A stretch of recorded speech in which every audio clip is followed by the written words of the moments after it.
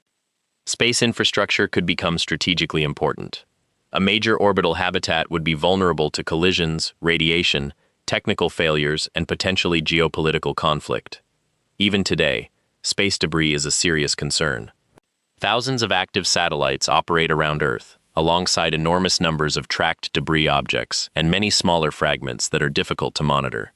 A future crowded orbital environment would require extremely careful traffic management. Then there's economics. Who owns an orbital city? Who controls its resources? Who gets to live there? Could space become a place where wealth expands dramatically, or where inequality becomes even more extreme?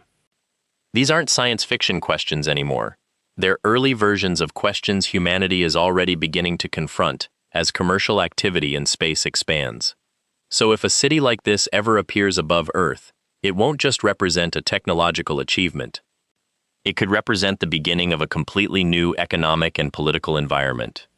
And that raises a difficult question. Would a civilization in space make humanity more united, or simply give us another place to compete?